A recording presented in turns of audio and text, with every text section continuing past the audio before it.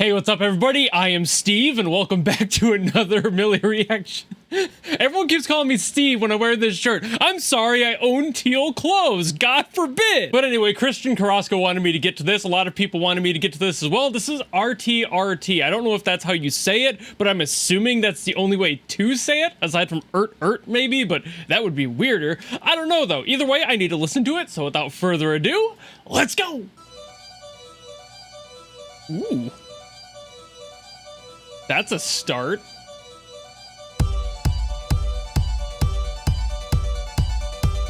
Okay, it's got a bump to it.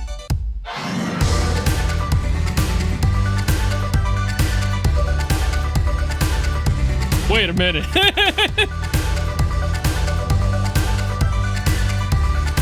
Why is this starting so hard?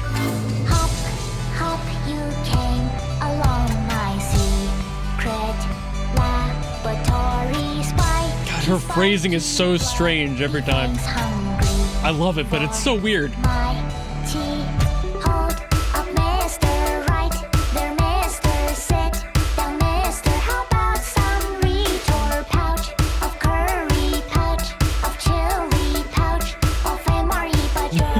MRE? Why?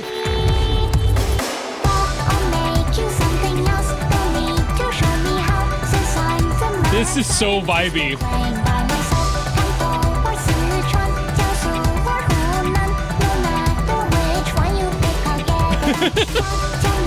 You just can't help but groove to it.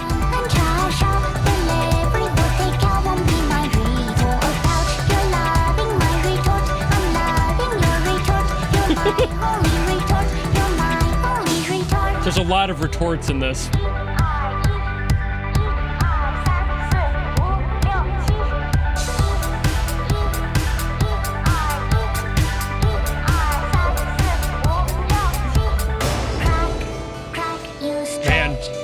This is just... This is one of the more fun songs. They've had a few that sound kind of similar to this, but this one is up there, just in sheer vibes.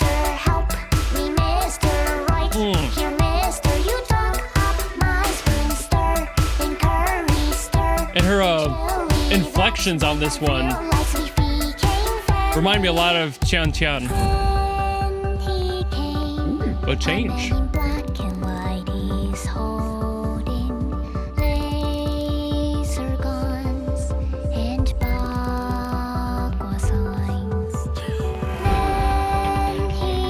This one's gonna be a challenge to like try and figure out what the hell they're talking about. Oh, never mind. Okay, I thought they were gonna be more ambiguous than that.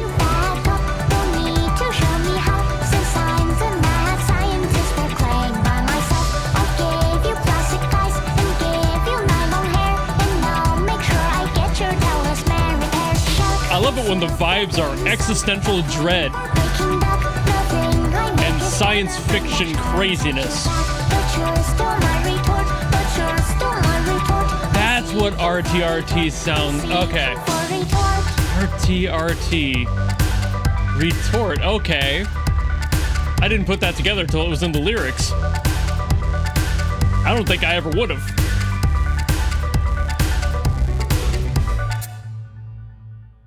All right. Oh man, it's still going to be a little bit difficult, but that last section at least made things from the first part a little bit more clear, so I suppose let's get into it. Okay, so thankfully I'm a little bit of a nerd, which was also why I was a little confused at the start, because a lot of it wasn't really making sense until the whole second half of the song when that person came in, and it kind of revealed a few things, confirmed a few thoughts I was having, but I was also vibing so hard. Like, this just musically really fun song. I love the beat of this one. The overall energy was just fantastic, but the story is usually where Mili makes their claim, and this is another one of those songs, but also it just confused me because I wasn't exactly sure what direction they were going. The whole RTRT thing, meaning retort, now makes sense. Obviously, like I said, I would not have picked that up if they didn't put that in the lyrics in the video. I probably would have just gone on assuming it was some unrelated moniker for whatever reason, but I'm glad they included that, so that also confirms that other question I would have had hanging otherwise.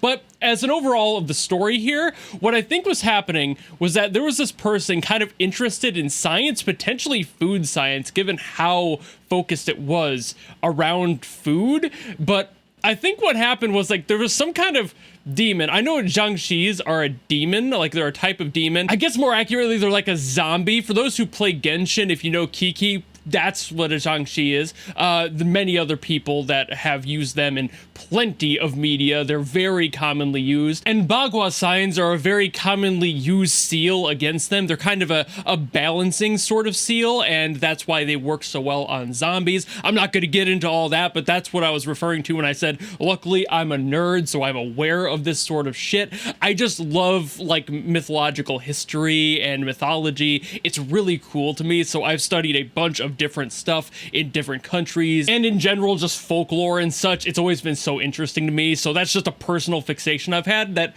finally came into use. Finally. But to back up, because the Bagua signs come in later, basically what I think happened here was that this creature came in, it was like trying to kill the main character of the song, the one singing, and kind of she just befriended it, but then also ended up kind of helping it out.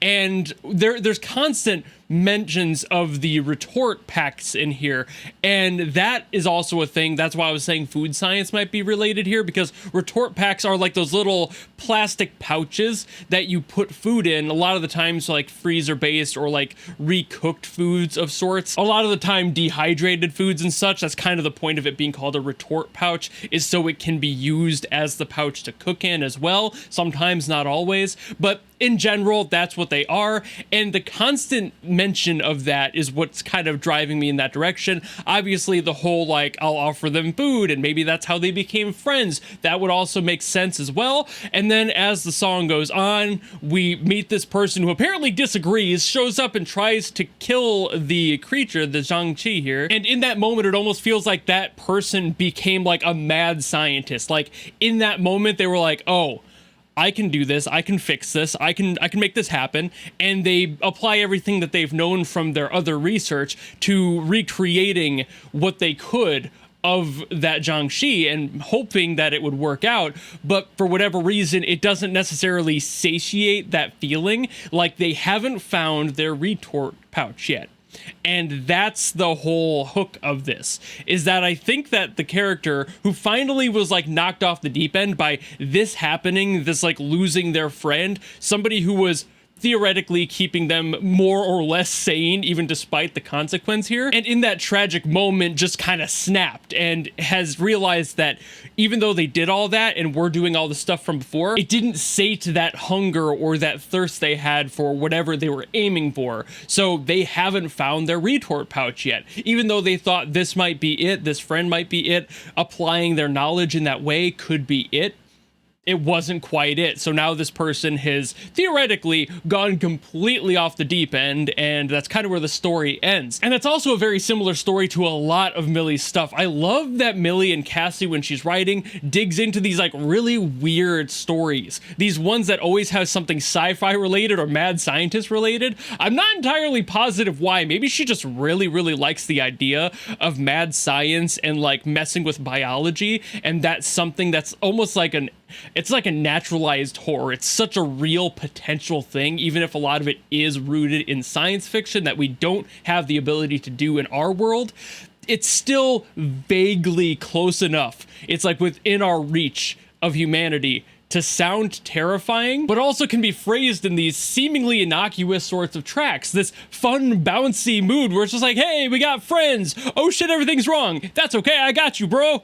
Aha, you know, a little goofy there, but like you get what I'm talking about. That's a very common thing for Cassie and Mili as a whole to dive into. It's just something that I think is so accessible to them, and maybe one of Cassie's personal interests that she just keeps writing about because it's fun for her. You know, like write the thing you love. And if she loves science fiction, why not keep going back to that as like the root of things to do? I wonder if a lot of these stories, now that I've heard so many of them, aren't rooted in folklore of like actual stories and then just readjusted to her own taste. Like, what if this is an old folktale, an old story in mythology or something where like somebody did befriend a Jiangxi and then somebody came through and killed it, like a hunter of them. So she just kind of rearranged that thought, put her own spin on it with the mad scientist thing, and made it a story. Because there's so many of them that hit very similar beats that it's either Cassie just really loves this genre and writes all of this stuff herself, or she's borrowing from existing folklore and is just,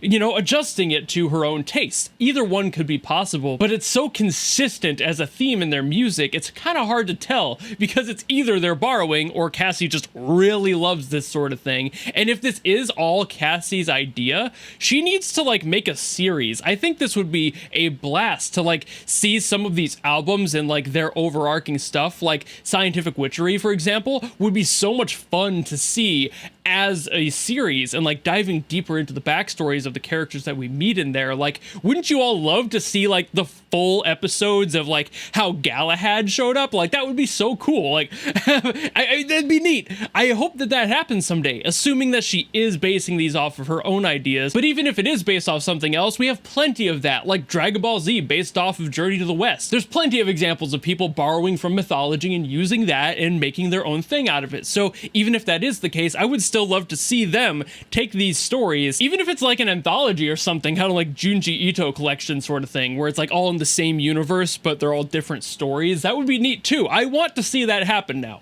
Can we make that happen? Can we make Mili a series? That would be sick.